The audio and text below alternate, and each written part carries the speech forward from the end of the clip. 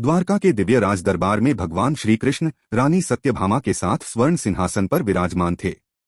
उनके समीप गरुड़ और सुदर्शन चक्र भी उपस्थित थे और तीनों के मुखमंडल पर दिव्य तेज झलक रहा था। उसी समय रानी सत्यभामा ने हल्के अहंकार से पूछा, प्रभु, सुना है कि त्रेता युग में आपने श्रीराम रूप धारण किया था। तब माता सीता आपकी पत्नी थीं। क्या वे मुझसे भी अधिक सुंदर थीं? श्री कृष्ण मंद मंद मुस्कुराए। वे समझ गए कि सत्यभामा के हृदय में सौंदर्य का अभिमान उत्पन्न हो गया है। तभी गरुड़ ने गर्व से कहा, भगवान, क्या इस संसार में कोई ऐसा है जो मुझसे अधिक वेग से उड़ सके? सुदर्शन चक्र भी अपने दंभ को छिपा न सके और बोले, प्रभु, मैंने आपको अनगिनत युद्धों में विजय दिलाई है। क्या मुझसे अधिक शक्तिशाली कोई हो सकता है? भगवान श्री कृष्ण ने शांत भाव से विचार किया। अब समय आ गया है इनके अहंकार का नाश करने का। उन्होंने गरुड़ को आदेश दिया, हे गरुड़, जाओ हनुमान जी को लेकर आओ। कहना कि राम उनका इंतजार कर रहे हैं। गरुड़ तुरंत उड़ चले और हनुमान जी के समीप पहुंचे।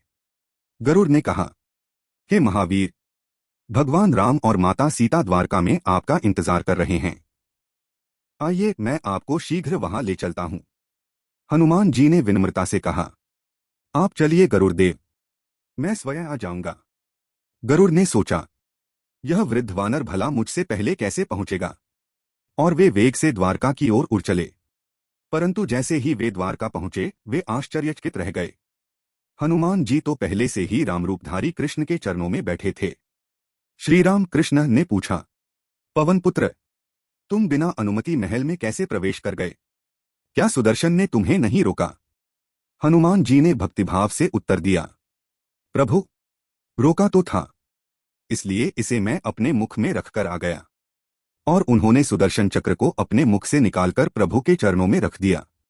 इसके बाद हनुमान जी ने दृष्टि उठाकर सत्यभामा की ओर देखा और विनम्र किंतु तीक्ष्ण स्वर में बोले, प्रभु, आज माता सीता के स्थान पर यह दासी कैसे विराजमान है? सत्यभामा का अभिमान पल भर में चूर हो गया। गरुड़ और सुदर्शन भी लज्जा से सिर झुकाए खड़े रहे। तीनों भक्तों की आंखों से आंसुओं की धारा बह निकली। वे प्रभु के चरणों में झुक गए और समझ गए, भक्ति में अहंकार का कोई स्थान नहीं होता। ऐसी है मेरे श्याम की लीला, जो अपने भक्त का अहंकार तोड़कर उसे सच्चे प्रेम का मार्ग दिखा देते हैं। जय श्री कृष्ण, जय श्री राम, जय हनुमान।